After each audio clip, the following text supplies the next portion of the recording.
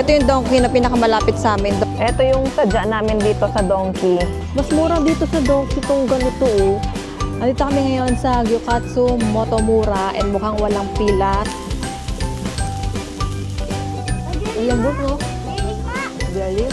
So, ang sasakyan natin papuntang airport is yung KC Skyliner. So, naklaim na namin yung ticket namin sa ticket counter. Yan. O, go, kunin mo doon. Yan, dito. Opo.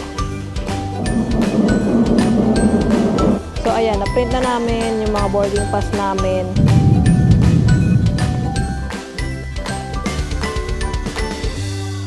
Hi everyone! I'm Mami May. I'm Daddy Gerald. I'm Dre Gray and we're the TCN. Time check, 9:30 a.m. and nag-check-out na kami sa hotel kasi 10 a.m. ang check-out dito sa hotel.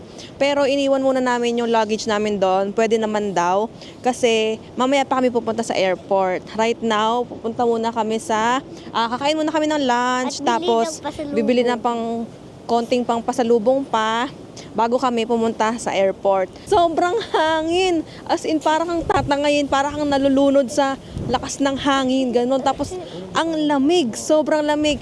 5 degrees, pero feels like 2 degrees. Grabe, sobrang lamig. Breakfast pala muna kami kasi wala kaming nabiling pagkain kagabi for breakfast. So, sakto, nakita namin tong Sukiya. Open pala sila until 3 a.m. Parang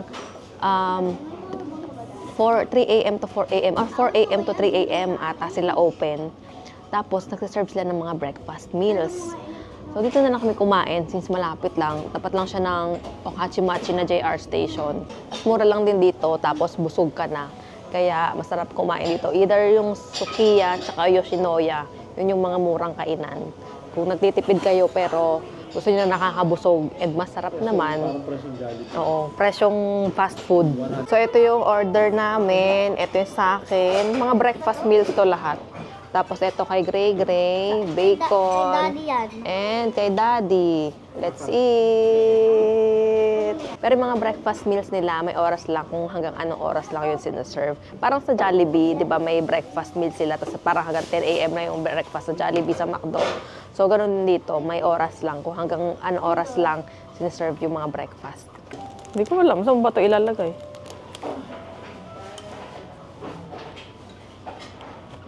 Yes. Oh. Hi, kain tayo. Kakao.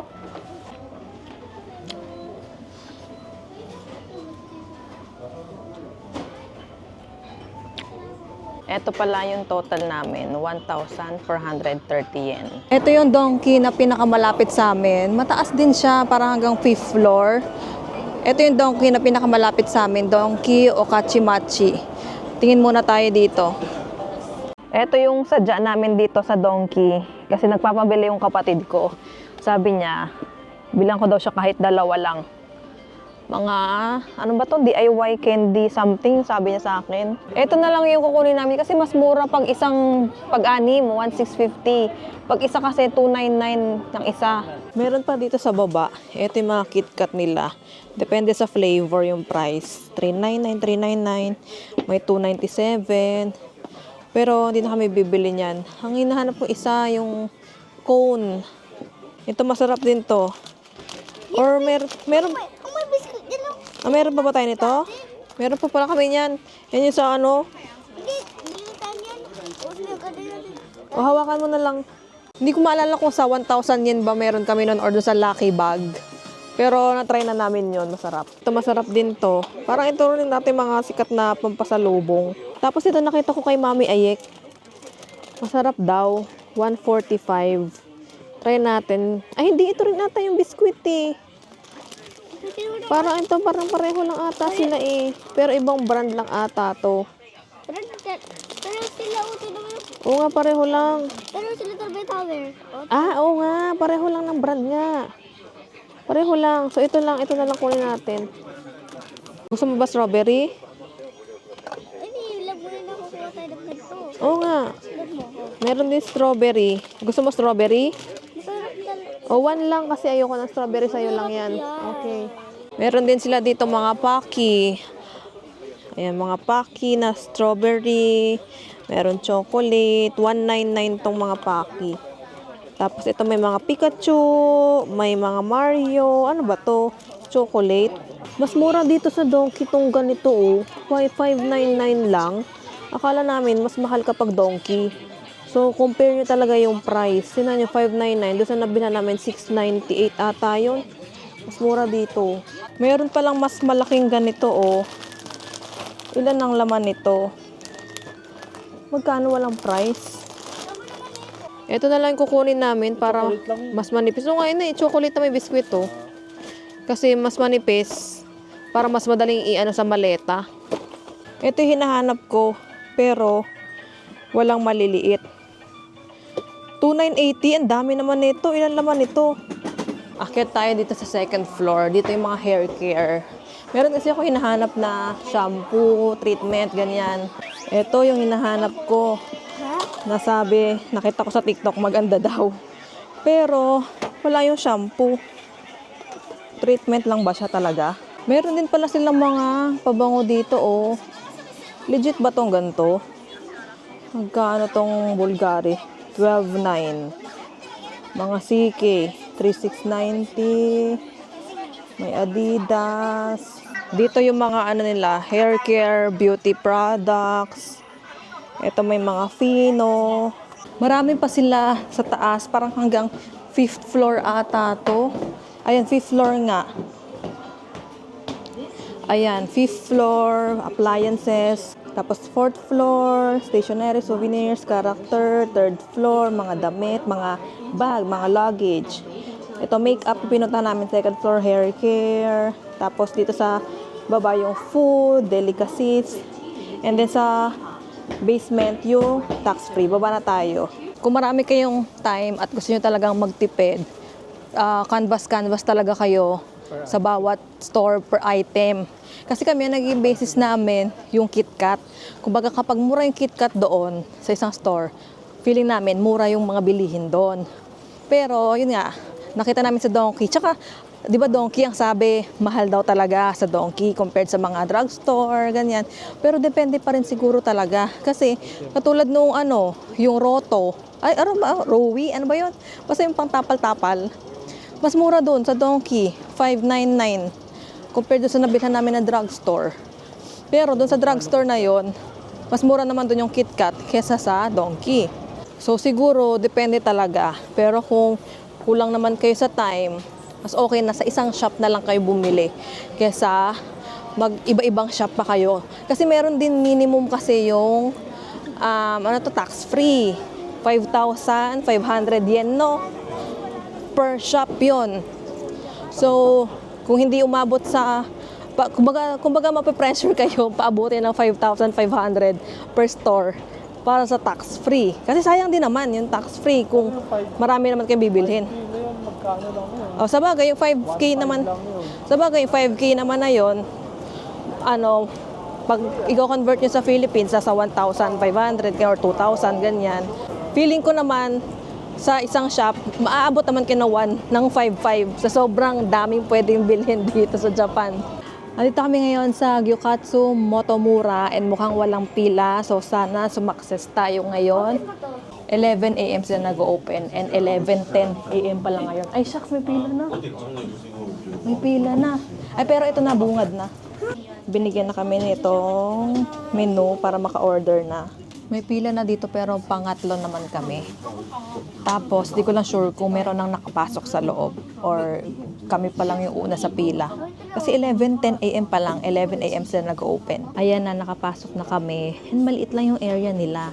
Pero, may hanggang 3rd floor ata, no? Hanggang 3rd floor. Kasi parang meron pa sa taas. Ay, oo nga. Pero sabi nila 2nd floor. So, di ba, aakyat pa, papunta doon sa Gyukatsu. Tapos isang akyat pa, dito kami nakapasok. So, nagsisimula sila sa first floor? Oo, sa first floor. Tapos, naghintay kami ng mga 10 minutes. 10:20 o 10:20, 11:22 na. Tapos, nakapasok kami. Tapos, naka-ready na dito yung mga lutuan. Ito yung gusto namin ma-experience. Kaya gusto namin kumain dito. Eto na yung order namin. Pareho lang kami nung kay Daddy. Yung popular dun sa menu, yun yung pinili namin. Kasi hindi namin alam kung ano orderin. Tapos may kanin, may sabaw ata to. Hindi ko mabuksan. Sabaw. Tapos may mga side dishes and may mga sauce. Tapos ito yung parang pinaka-meat. Dalawa lang pala in-order namin. And I think allowed naman kasi pumayag naman sila na dalawang order kahit tatlo kami. Tapos si Gray Gray, busog pa kasi to dahil halos kaka-breakfast lang namin, di ba? Susubu-subuan na lang namin siya nung meat tsaka kanin.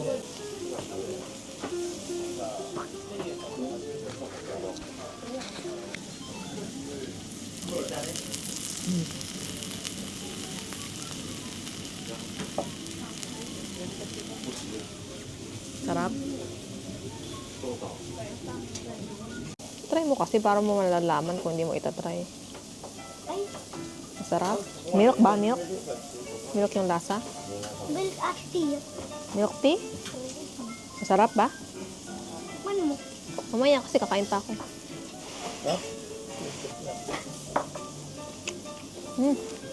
Ang lambot, no? Dinig ma! Dali. Sarap, ang lambot. Tikman natin, guys. Wait. Ito, oh. Hoy! Dudulas! Dudulas na. Tikman na natin. Kaso, guys, dudulas.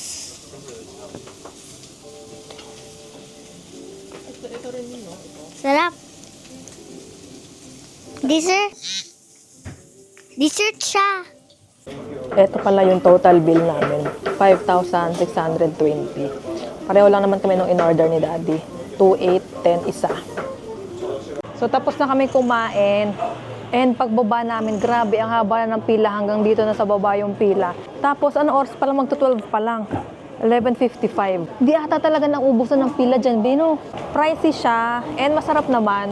Pero parang for us, for the experience, okay na siya once. Kumbaga sa price na yon, may iba pang mga stores na marami ka nang makakain katulad nung sa Sushiro na kinainan namin yung conveyor belt. Same share ng... Oh, halos same ng bill, nasa 5,000 din. Mas mahal pa nga ata to eh. Pero doon sa Sushiro, ang dami na naming nakain. So yun, kung kami papipiliin lang, halimbawa, 5K lang yan, may budget tayong 5K, pipili lang tayo kung alin doon yung kakainan natin, doon kami kakain sa Sushiro kaysa dito. Pero kung ayun, kung sino naman itry pareho for the experience, then okay din naman. Andito lang siya, magkalapit lang din naman yun, di ba? Basta Along dito lang sa Miyoko Street. Mapipin nyo naman yun sa Google Map. So, ayun. And yun din ang maganda dito kasi ang daming kainan talaga. Ang lapit lang sa hotel namin. Kumbaga pwede kayong mag-food trip. Parang kahit saan naman ata kayo kumain dito. Masarap. Tsaka, yun, legit na nasa Japan ka, Japanese cuisine. Alam mo yun. na hindi, bukod sa convenience, hindi tayo kumain sa mga fast food. Oo. Kasi puro local yung kinakain natin. Puro lokal talaga yung mga kinainan namin. Tsaka kahit dun sa... Yung Yoshinoya at saka Sukiya. Tsaka kahit dun sa mga convenience store, actually, masasarap na yung mga pagkain dun eh. Oo, dun pa lang solved na. Hindi siya 7-Eleven sa atin. Oo, hindi siya yung usual na 7-Eleven sa Pilipinas. Kasi syempre, yung mga kinikater nila dito, mga local din na kung ano yung mga pagkain nila, mga local food. So, sa 7-Eleven pa lang, Family Mart, Lawson, sa mga convenience store pa lang, Saka, goods ka na. Hindi ka makakapag-convenience ka dahil yung mga breakfast mo, saka Oo, yun din. nag-open dito. Late nag-open yung mga 11 a.m., ganyan. So, kung walang breakfast yung hotel nyo, mapapa-convenience store ka talaga para kumain ng breakfast. Unless hindi kayo kumakain ng breakfast. Pero kami kasi, ma-breakfast talaga kami. So, nakabalik na kami sa hotel pala, tapos nakuha na namin yung mga maleta namin. And ngayon, babiyahe na tayo sa airport. Gabi pa naman yung flight natin, pero wala na rin naman kaming tambayan dito. Hindi na kami makakapag-ikot-ikot.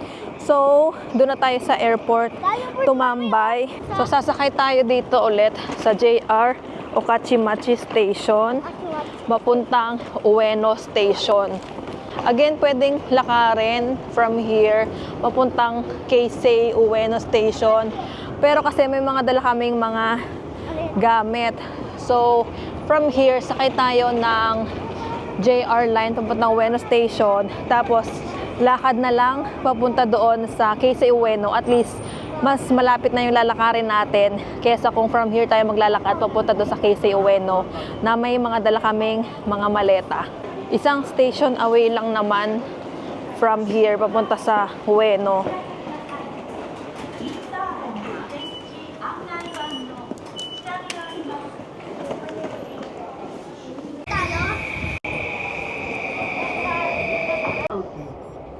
Please change it for the Shinkansen, the Utsunomiya. So, ang sasakyan natin papuntang airport is yung Keisei Skyliner kasi merong direct from Ueno papuntang airport. Around 1 hour yung biyahe doon. Tapos, yung tickets, pwede kayong mag-walk-in and pwede nyo rin i-book sa Klook. And yung bata pala, 5 years old and below, wala pang bayad. Si Gray technically, 5 years old siya, dapat libre pa siya. Pero, binilhan na lang din namin siya ng seat. Kasi parang around 400 lang ata yung bata. Tapos, naisip namin, baka wala kaming mapaglagyan ng luggage kasi yung luggage area doon, limited lang din yun eh. So, parang paunahan lang din. So, if ever na wala kaming makuhang space, makamahirapan kami kung halimbawa kakandungin namin si Gregory tapos magkatabi kami ni Daddy tapos saan namin ipapwesto yung maleta. So, para mas convenient and since mura lang naman, kinuha na lang namin na upuan si Gregory. So dito tayo sa Shinobazu exit. Tapos ayan na, meron ng signage ng KS for Keisei Line. Meron ding icon ng airplane. So yan na yung past Skyliner. Tapos from here, pagka-exit, makikita na dito yung Keisei Ueno Station, Skyliner. Ayun na, sa kabilang kanto.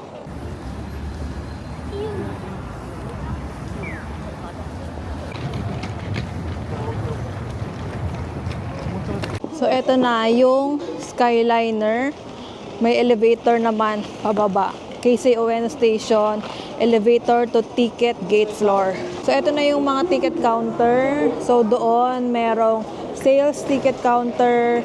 Eto naman mga machine. Kung mag-walk-in kayo dito. Ngayon, hanapin natin kung saan i-claim yung or i-redeem yung Klook booking. Ayan yung price ng Skyliner from Ueno to airport, 2,580 yen. So kung i-convert siya, 964 pesos. Pero pag sa Klook, yung one-way ticket, 821 pesos lang siya. Tapos kapag yung bata, 409 pesos.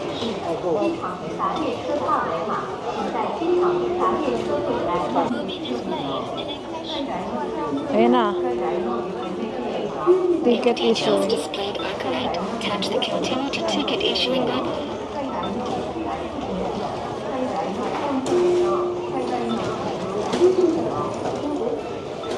Three o'clock.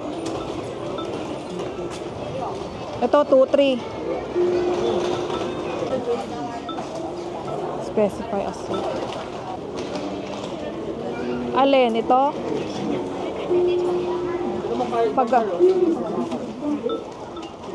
Walang tatluhan. Wala, puro dalawahan. Ayun, number 7. Dito sa dulo. 14. Tapos aisle na lang isa. Kahit na lang. Yan, okay.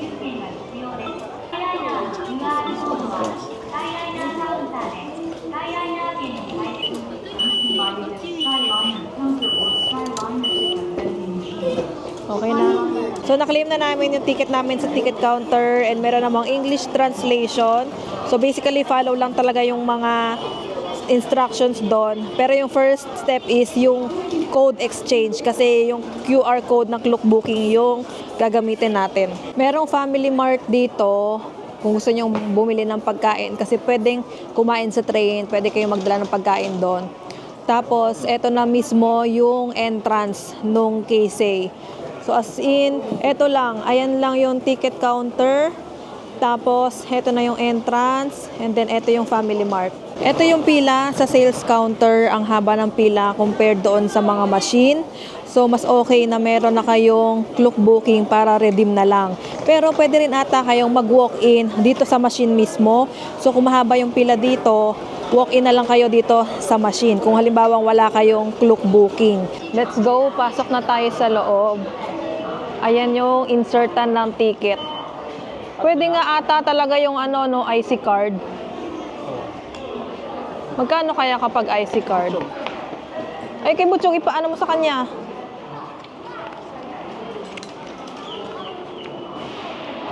Oh, gray. Lusot mo dyan. Yan. O, go, kunin mo doon.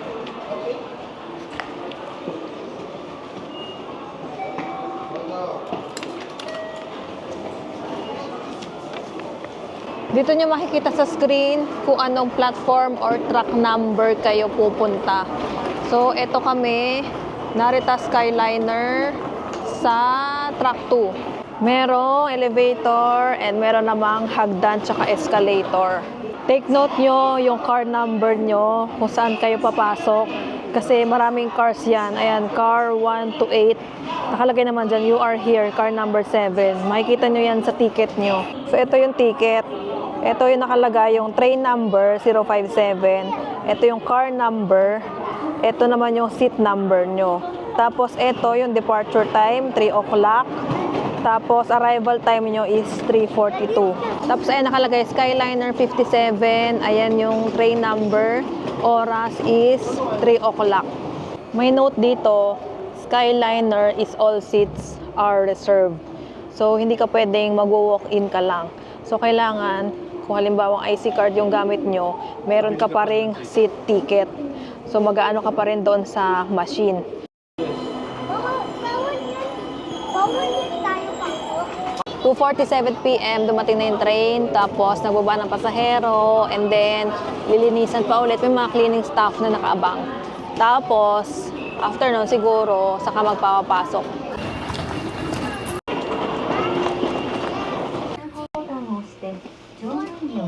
Yan, dito. Opo. So, nakasakay na kami dito sa train. Hi! Dito kami sa pinakadulo. Actually, okay yung pinakadulo kasi may space dito para sa luggage kung if ever na maubusan kayo doon. Pero paunahan din to eh.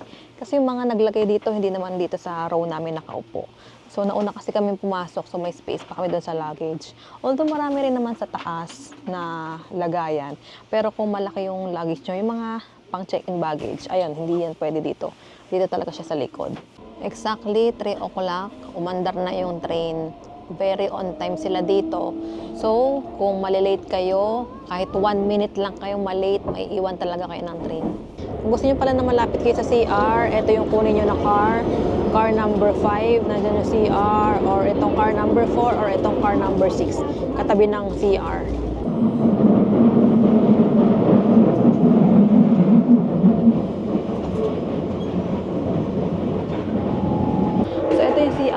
Sa loob ng train, ang hirap umaandar. So, merong maliit na sink dito, tapos may toilet, and then merong, lagayan ng baby, kung may kasama kayong baby, tapos meron ding diaper changing station dito. So, ayan. Ito yung controls niya. Pag i-close nyo na, or i-open nyo, tapos meron din indication na lock. Ito yung lock niya. So, kailangan nyo siyang i-lock.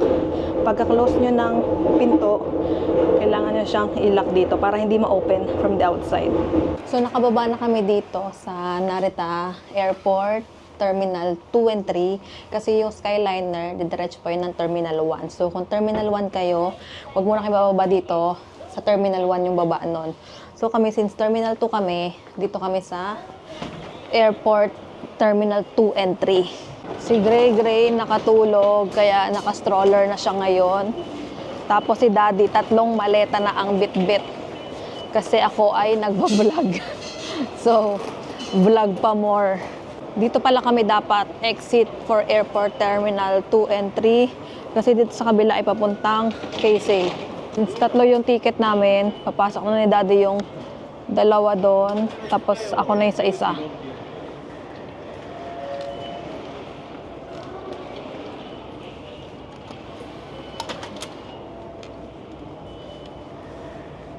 May signage ulit. Terminal 2 and 3 dito sa kaliwa. So dito din pala yung baba ng Skyliner kung saan kayo sasakay from Narita to Tokyo naman. First time ko lang din kasi ng ganito kasi dati nakapag Tokyo ako, arrival lang. Hindi ako nakapag Tokyo na departure. So ayan lang din. Skyliner, kasi doon kami sumakay ng Sky Access. Tapos ito yung arrivals area. Pero sa arrival is first floor, departure is third floor. So andito na kami sa third floor sa mga international departure. Buti may nakita kaming cart kasi ang daming dala ni Daddy. So ayan yung kiosk. Una pipiliin yung airline. I-ready nyo na lang yung boarding pass nyo. Kasi kailangan atang i-scan. Tsaka yung passport. Kasi merong nakalagay dyan, no? Boarding pass and passport. Cebu Pacific. Scan. Ay, booking number.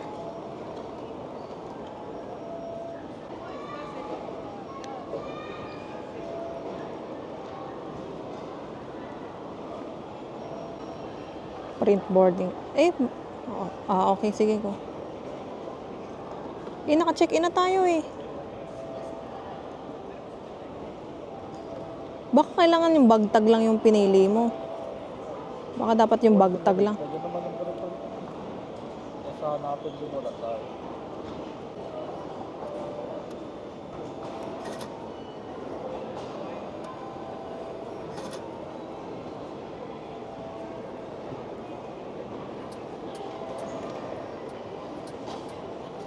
Tapos ayan na yung bag tag, tsaka yung boarding pass na print na. So ayan, na-print na namin yung mga boarding pass namin, tsaka yung bag tag. Andito sa dulo, counter A, yung mga bag drop counters ng Cebu Pacific. Tapos ito yung note nila na nakalagay, before lining up, please proceed to the kiosk machine located near counters E to print your bag tag and boarding pass. So make sure nakapag-print na kayo ng boarding pass and ng bag tag nyo bago kayo pumila dito.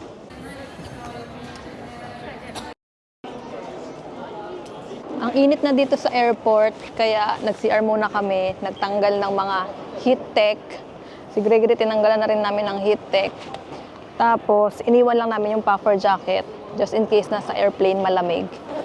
So, punta na tayo ngayon sa immigration. Si Gregory gising na pala. Tapos, pagpasok sa immigration, hanap tayo ng makakainan kasi maaga pa naman ang oras na 5:30.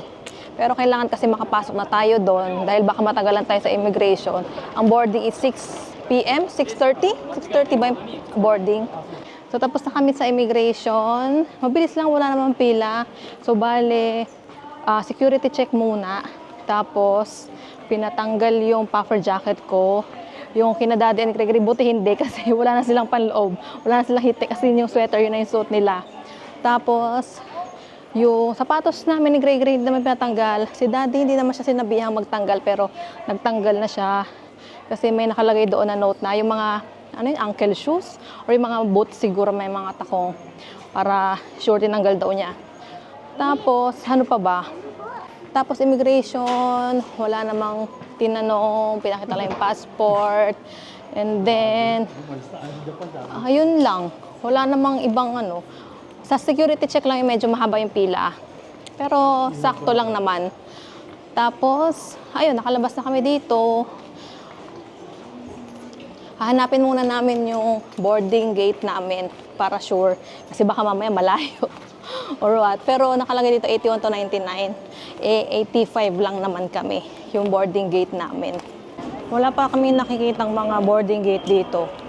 Parang puro mga lounge, mga upuan, mga kainan.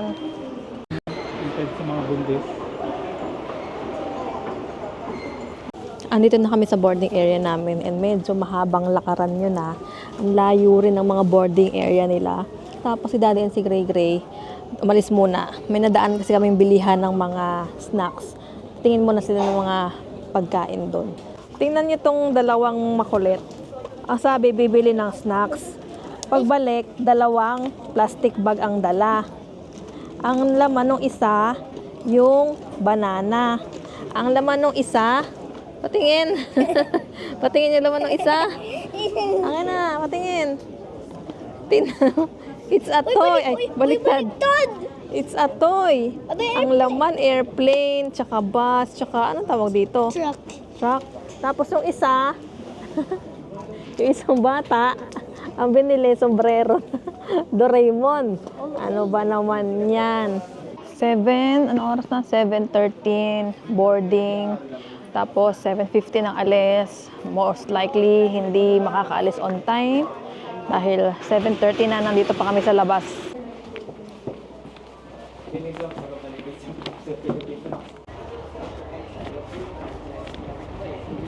Asa si Gray Gray? Gray Gray, hindi ka kita. Hi, Daddy. Yung kita.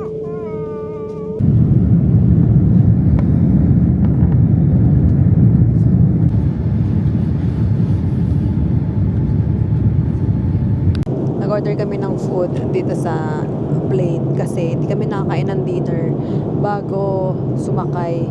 So, ang order namin ay kami dalawa ni Daddy spaghetti. Tapos kay Gray Gray, ayan, chicken with kanin. Let's eat! Kala namin, maaga yung alis namin. Tipong pagdating namin sa airport, tatambay pa kami, magpapalipas ng oras. Pero sakto lang pala. Yung case mabilis naman, parang 45 minutes nandun na kami. Pero yung pagdating sa airport, ang nagpatagal sa amin talaga yung sa bag drop. Kasi ang haba ng pila dun sa bag drop. Tapos, hinanap pa namin kung saan yon. So, kung saan yung check-in counter ng Cebu Pacific kasi walang mga signage, ganyan.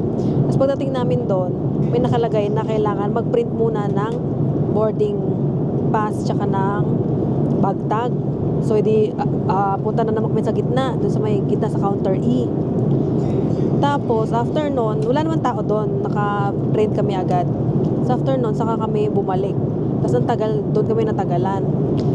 Sa security check, doon lang din matagal. Tapos, sa paglalakad, kasi ang haba. Wait na kayo. May mga walkalator naman. Hi, may mga walkalator naman, pero ang layo din ng mga boarding area nila. Nakatambay naman kami saglit, pero hindi kami nakakain kasi walang mahanap na mga meal sila Daddy. Ang nakita nilang merong Yoshinoya pero bawal ang take-out. So kakain ka doon mismo. Inisip namin baka mamaya naman matagalan kami kumain or matagalan mag-serve. Tapos biglang mag-boarding na. Pero medyo na-delay din yung yung boarding. Para anong oras na rin kami nakaalis. Hindi na ako nakapag-vlog kanina pagbaba ng airplane kasi si Gray Gray tulog pa. Kinarga ko lang siya. Tapos nagising lang siya nung habang naglalakad kami nung nandun kami sa may immigration. Paglabas nung airplane, immigration na kaagad. So hindi na rin ako nakapag-video. Mabilis lang naman sa immigration. Doon na kami pumila sa priority kasi nga karga ko si Gray Gray. Pero yung sa mga e-gate, sa regular, ang haba ng pila. Ayan na, nakuha na namin yung mga maleta tsaka stroller. Si Gray Gray nandun sa maleta. Kala ko galing din doon si Gray Gray. Yung pala sumakay lang.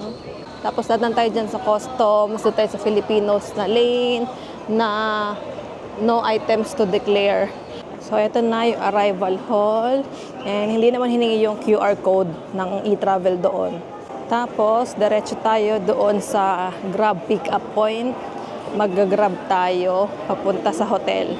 Hindi kami didiretso sa bahay ngayon kasi meron pa kaming errands sa Manila, doon sa may BGC area. So, doon kami nag-book ng hotel para doon muna kami tumuloy kesa umuwi sa bahay, tapos gigising ng maaga, babiyahe from Cavite to BGC.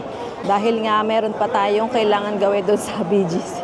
O di ba, kalalapag pa lang natin, pero may errands na tayong dapat gawin. Dito malapit sa Grab pick up point, etong Tambayan, tama ba? Oo, Tambayan. Tambayan at iba pa. Para siyang food court. Dati nung dumaan tayo, hindi pa to open, no? Ngayon, open na. Ayan, may mga kainan na.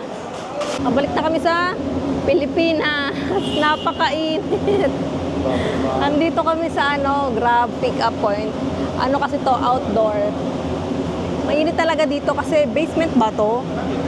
Hindi siya, basta lower pero mainit talaga dito sa area na to.